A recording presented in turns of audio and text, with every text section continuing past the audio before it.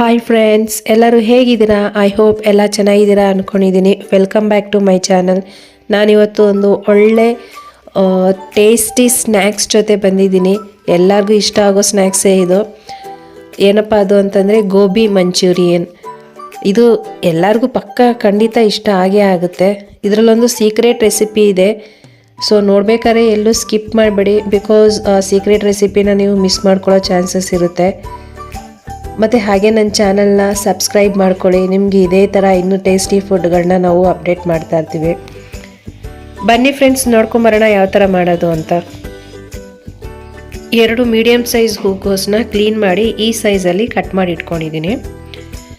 ಒಂದು ಬೌಲಲ್ಲಿ ಈ ಪ್ರಮಾಣದಲ್ಲಿ ಕಾರ್ನ್ಫ್ಲವರ್ ಪೌಡ್ರು, ಇಷ್ಟು ಪ್ರಮಾಣದಲ್ಲಿ ಮೈದಾ ಹಸಿಟ್ಟು, vinegar, 3 spoon pepper powder, 2 table spoon chilli powder, sauce 2 table spoon, tomato sauce 2 table spoon, chilli sauce 2 table spoon, ಶುಂಠಿ ಬೆಳ್ಳುಳ್ಳಿ ಪೇಸ್ಟ್ 1 ಟೇಬಲ್ ಸ್ಪೂನ್, ರುಚಿಗೆ ತಕ್ಕಷ್ಟು ಉಪ್ಪು.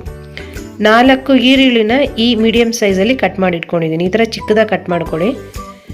ಮತ್ತು ಮೆಣಸಿನ್ಕಾಯಿನ ಈ ಸೈಜಲ್ಲಿ ಕಟ್ ಮಾಡಿ, ಅಂದರೆ ಉದ್ದಕ್ಕೆ ಕಟ್ ಮಾಡ್ಕೊಂಡಿದ್ದೀನಿ. ಇದು ಆಪ್ಷನಲ್, ಬೇಕಂದರೆ ಯೂಸ್ ಮಾಡಿ, ಇಲ್ಲಾಂದರೆ ಇಲ್ಲ. ಸ್ವಲ್ಪ ಕೊತ್ತಂಬರಿ ಸೊಪ್ಪು, ಮತ್ತು ಇದು ಕ್ಯಾಪ್ಸಿಕಮು ಒಂದು ಚಿಕ್ಕ ಸೈಜಲ್ಲಿ ಕಟ್ ಮಾಡಿ, ಇದೆಲ್ಲ ಕಟ್ ಮಾಡಿ ಇಟ್ಕೊಂಡಿರೋದು. ಒಂದು ಪಾತ್ರೆಯಲ್ಲಿ ನೀರನ್ನ ಕುದಿಯೋಕ್ಕಿಟ್ಟು ನಾವು ಕ್ಲೀನ್ ಮಾಡ್ಕೊಂಡಿರೋ ಹೂಕೋಸನ್ನ ಇದಕ್ಕೆ ಹಾಕಬೇಕು. ಸ್ವಲ್ಪ ಉಪ್ಪು ಕೂಡ ಹಾಕಬೇಕು. ಈ ಥರ ನಾವು ಬೇಯಿಸ್ಕೊಳ್ಳೋದ್ರಿಂದ ಇದು ಏನೋ ಸ್ವಲ್ಪ ಚೆನ್ನಾಗಿ ಬೆಂದಿರುತ್ತೆ.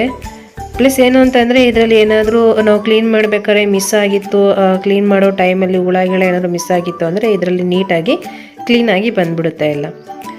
ಸೊ ಬೆಂದಿರೋದನ್ನ ಈ ಥರ ಸಪ್ರೇಟಾಗಿ ಸ್ಟ್ರೈನ್ ಮಾಡ್ಕೊಳ್ಳಿ. ಅದು ತಣ್ಣಗೆ ಹಾಕಕ್ಕೆ ಬಿಟ್ಬಿಡಿ. ಇವಾಗ ನಾವು ಏನು ಸಪ್ರೇಟಾಗಿ ಮಾಡ್ಕೊಂಡಿದ್ದೀವಿ ನೋಡಿ, ಹೂಕೋಸನ್ನ ಸ್ಟ್ರೈನ್ ಮಾಡಿ ಇಟ್ಟಿರೋದನ್ನ ಸಪ್ರೇಟಾಗಿ ಆರಕ್ಕಿಟ್ಬಿಡಿ. ಸೊ ಅಷ್ಟರಲ್ಲಿ ನಾವು ಇದನ್ನು ಕಲಸೋದಕ್ಕೆ ಮಸಾಲೆ ರೆಡಿ ಮಾಡ್ಕೊಂಬರೋಣ. ನಾನು ನಿಮಗೆ ಎಷ್ಟು ಪ್ರಮಾಣದಲ್ಲಿ ತೋರಿಸಿದ್ದೆ, ಇದು ಕಾರ್ನ್ಫ್ಲೋರು ಮತ್ತು ಮೈದಾ ಹಸಿಟ್ಟು ಅದು, ಮತ್ತು ಖಾರದ ಪುಡಿ ಮಾತ್ರ ಹಾಕ್ಕೊಳ್ಳಿ, ಪೆಪ್ಪರ್ ಪೌಡ್ರ್ ಹಾಕ್ಕೋಬೇಡಿ. ಇದು ಮನೇಲಿ ಮಾಡಿರೋ ಖಾರದ ಪುಡಿ ಆಗಿರೋದ್ರಿಂದ ಖಾರ ಜಾಸ್ತಿ ಇದೆ. ನಾನು 2 ಟೇಬಲ್ ಸ್ಪೂನ್ ತೊಗೊಂಡಿದ್ದೀನಿ. ನೀವು ಅಂಗಡಿದು ಯೂಸ್ ಮಾಡೋದಾದರೆ ನಿಮ್ಗೆ ಖಾರ ಬೇಕಿತ್ತು ಅಂತಂದರೆ ಇನ್ನೊಂದು 1 ಟೇಬಲ್ ಸ್ಪೂನ್ ಎಕ್ಸ್ಟ್ರಾ ಆ್ಯಡ್ ಮಾಡ್ಕೊಳ್ಳಿ. ರುಚಿಗೆ ತಕ್ಕಷ್ಟು ಉಪ್ಪು, ಅಂದರೆ ಅದಕ್ಕೆ ಎಷ್ಟು ಬೇಕು ಕಲಿಸ್ಕೊಳಕ್ಕೆ ಅದನ್ನು ಹಾಕ್ಕೊಳ್ಳಿ. ಇದಕ್ಕೆ ಪೆಪ್ಪರ್ ಪೌಡ್ರ್ ಹಾಕೋಕೆ ಹೋಗ್ಬೇಡಿ, ಸೈಡಿಗೆ ಇಟ್ಕೊಳ್ಳಿ ಪೆಪ್ಪರ್ ಪೌಡ್ರನ್ನ. ಕಾರ್ನ್ಫ್ಲೋರು ಮತ್ತು ಮೈದಾ ಹಸಿಟ್ಟು ಹಾಕೋದ್ರಿಂದ ಗೋಬಿ ಮಂಚೂರಿಗೆ ಕ್ರಿಪ್ಸಿನೆಸ್ ಅನ್ನೋದು ಬರುತ್ತೆ, ಚೆನ್ನಾಗಿರುತ್ತೆ. ತಿನ್ನಬೇಕಾದ್ರೆ ಕ್ರಿಪ್ಸಿಯಾಗಿ ಚೆನ್ನಾಗಿರುತ್ತೆ.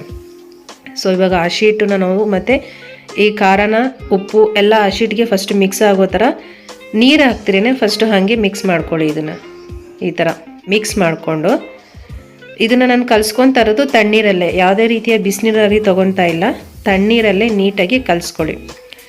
ಆದಷ್ಟು ಗಟ್ಟಿಗೂ ಬೇಡ, ತೀರ ತೆಳ್ಳಗೂ ಬೇಡ. ನೋಡಿ ಈ ಸೈಜಲ್ಲಿ ಕಲಿಸ್ಕೊಳ್ಳಿ. ನೀಟಾಗಿ ಕಲಿಸ್ಕೊಂಡು ಇದು ತಣ್ಣಗಾಗಿರೋ ಗೋಬಿನ ಇದಕ್ಕೆ ಹಾಕ್ಕೊಂಡು ನೀಟಾಗಿ ಚೆನ್ನಾಗಿ ಮೇಲಿಂದ ಕೆಳಗಡೆ ಮಿಕ್ಸ್ ಮಾಡ್ಕೊಳ್ಳಿ. ಮಿಕ್ಸ್ ಮಾಡಿಕೊಂಡು ಇದನ್ನು ಮ್ಯಾರಿನೇಟ್ ಮಾಡೋಕ್ಕೆ ಒಂದು 10-15 ನಿಮಿಷ ಬಿಟ್ಬಿಡಿ. ನೋಡ್ತಾ ಇದ್ದೀರಲ್ಲ, ನೋಡಿ ಎಷ್ಟು ಚೆನ್ನಾಗಿ ಕಾಣಿಸ್ತಾ ಇದೆ ಅಂದ್ಬಿಟ್ಟು ಅಂತ. ಇವಾಗ ಬಾಂಡಿಯಲ್ಲಿ ಎಣ್ಣೆ ಕಾಯಕ್ಕಿಟ್ಟಿದ್ದೀನಿ. ಸೊ ಕಾಯಕ್ಕಿಟ್ಬಿಟ್ಟು ಇದು ನಾವೇನು ಕಲಿಸ್ಕೊಂಡಿದ್ವಿ ನೋಡಿ, ಇದನ್ನು ಎಣ್ಣೆಯಲ್ಲಿ ನೀಟಾಗಿ ಡೀಪ್ ಫ್ರೈ ಮಾಡಿಕೊಂಡು ಸೈಡ್ಗೆ ಇಟ್ಕೋಬೇಕು. ಆದಷ್ಟು ಸ್ವಲ್ಪ ಸಿಮ್ಮಲ್ಲಿ ಇಟ್ಕೊಳ್ಳಿ, ಯಾಕಂತಂದರೆ ಇದು ಬೇಗ ಬೆಂದ್ಬಿಡುತ್ತೆ. ಸೊ ನೋಡಿ ಈ ಥರ. ಇವಾಗ ನೆಕ್ಸ್ಟು ಮತ್ತೊಂದು ಬಾಣಲಿಯಲ್ಲಿ ಎಣ್ಣೆ ಹಾಕ್ಕೊಳ್ಳಿ. ಇವಾಗ ನಮಗೆ ಗೋಬಿ ಮಂಚೂರಿಗೆ ಮಸಾಲೆ ರೆಡಿ ಮಾಡ್ಕೋಬೇಕು ಅಲ್ವಾ. ಇವಾಗ ಮಸಾಲೆ ರೆಡಿ ಮಾಡ್ಕೊಳ್ಳೋಣ. ಒಂದು ಬಾಣಲಿಯಲ್ಲಿ ಎಣ್ಣೆ ಇಟ್ಕೊಂಡು ಒಂದು 8 ಹೆಸರು ಬೆಳ್ಳುಳ್ಳಿನ ಈ ಥರ ಸಣ್ಣಕ್ಕೆ ಹಚ್ಕೋಬೇಕು. ನಾನು ನಿಮಗೆ ತೋರಿಸಿಲ್ಲ, ಬಟ್ ಈ ಥರ ಹಾಕಿದ್ರೆ ತಿನ್ಬೇಕಾದ್ರೆ ಇದು ಸಿಗುತ್ತೆ, ಚೆನ್ನಾಗಿರುತ್ತೆ ಬೆಳ್ಳುಳ್ಳಿ.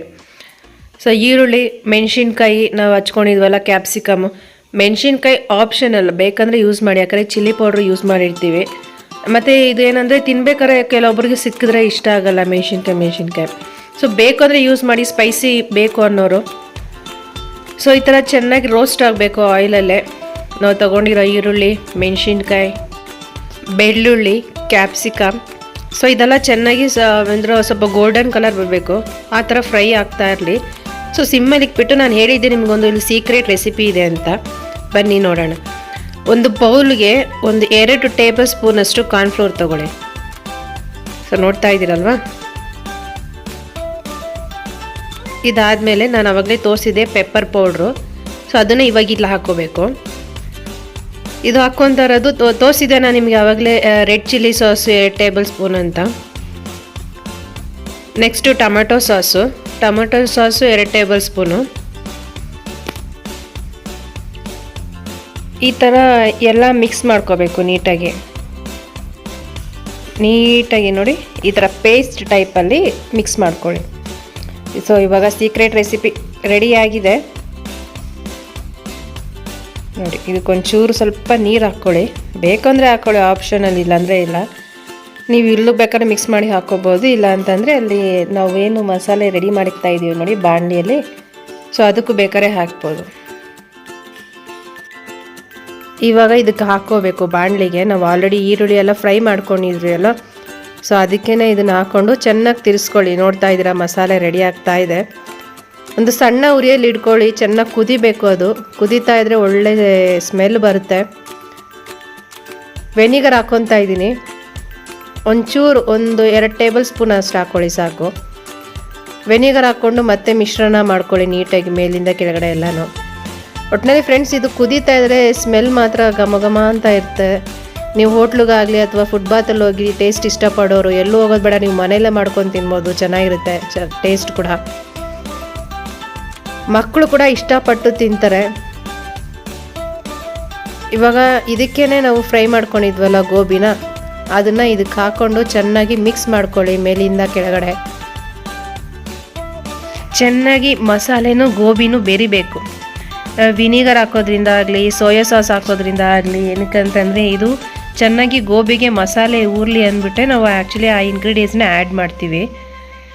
ನೀವು ನೋಡಿರ್ತೀರ ಫುಟ್ಬಾತ್ ಸೈಡಲ್ಲಿ ಈ ಮಸಾಲೆಗೆ ಗೋಬಿನ ಹೆಂಗೆ ಮಿಕ್ಸ್ ಮಾಡಿ ಎಷ್ಟು ಚೆನ್ನಾಗಿ ಡಬ ಡಬ ಅಂತ ಹೊಡಿತಾ ಇರ್ತಾರೆ ಅಂದ್ಬಿಟ್ಟು ಅಂತ. ಅದೇ ಥರ ನಾವು ಈ ಬಾಂಡಿಯಲ್ಲಿ ಚೆನ್ನಾಗಿ ಮಿಕ್ಸ್ ಮಾಡ್ಕೋಬೇಕು. ಸೊ ಫೈನಲಾಗಿ ನೋಡಿ ಈ ಥರ ಲುಕ್ ಬಂದಿದೆ. ನೋಡೋಕ್ಕೆ ಮಾತ್ರ ಅಲ್ಲ, ತಿನ್ನೋಕ್ಕೂ ಅಷ್ಟೇ ಚೆನ್ನಾಗಿದೆ. ಮೇಲೆ ಒಂದು ಸ್ವಲ್ಪ ಆನಿಯನ್ ಗಾರ್ಲಿಷ್ ಮಾಡಿದ್ದೀನಿ. ಫ್ರೆಂಡ್ಸ್, ನೀವು ಕೂಡ ಈ ರೆಸಿಪಿನ ಟ್ರೈ ಮಾಡಿ. ನಾನು ಚೆನ್ನಾಗಿದೆ ಅಂತ ಹೇಳಿದ್ರೆ ನಿಮಗೆ ಅರ್ಥ ಆಗಲ್ಲ ರುಚಿ ಯಾವ ಥರ ಇರ್ಬೋದು ಅಂತ. ಸೊ ನೀವು ಟ್ರೈ ಮಾಡಿ. ಈವ್ನಿಂಗ್ ಟೈಮಲ್ಲಿ ಮಕ್ಕಳು ಮನೆಗೆ ಬರೋ ಟೈಮಲ್ಲಿ ಅಥವಾ ಸಂಡೇ ಟೈಮಲ್ಲಿ ಫ್ರೀ ಇರೋ ಟೈಮಲ್ಲಿ ಮನೇಲಿ ಜನ ಸೇರಿದಾಗ ಏನು ಮಾಡಬೇಕು ಅಂದ್ಕೊಂಡಿದ್ರೆ ಮನೇಲಿ ಗೋಬಿ ಇತ್ತು ಅಂತ ಇದನ್ನು ಟ್ರೈ ಮಾಡಿ ರೆಸಿಪಿ. ಸೊ ಎಲ್ಲರಿಗೂ ಇಷ್ಟ ಆಗೋ ಫುಡ್ಡೇ ಇದು. ಗೋಬಿ ಮಂಚೂರಿ ಅಂದರೆ ಯಾರಿಗಿಷ್ಟ ಆಗಲ್ಲ, ಎಲ್ಲರಿಗೂ ಇಷ್ಟ ಆಗೇ ಆಗುತ್ತೆ ಅಲ್ವಾ. ಚೆನ್ನಾಗಿರುತ್ತೆ, ಟೇಸ್ಟ್ ಕೂಡ ಸಖತ್ತಾಗಿ ಬರುತ್ತೆ. ರೆಸಿಪಿನ ಟ್ರೈ ಮಾಡಿ ಯಾವ ಥರ ಇತ್ತು ಅಂತ ನನಗೆ ಕಮೆಂಟ್ಸ್ ಮೂಲಕ ತಿಳಿಸಿ ಫ್ರೆಂಡ್ಸ್. ಮತ್ತು ನನ್ನ ಚಾನಲ್ನ ಇದೇ ಥರ ನೋಡ್ತಾ ಇರಿ, ಹಾಗೆ ಸಪೋರ್ಟ್ ಕೊಡಿ. ಈ ರೆಸಿಪಿ ಇಷ್ಟ ಆಯಿತು ಅಂತಂದರೆ ಲೈಕ್ ಕೊಡಿ. Thank you for watching friends.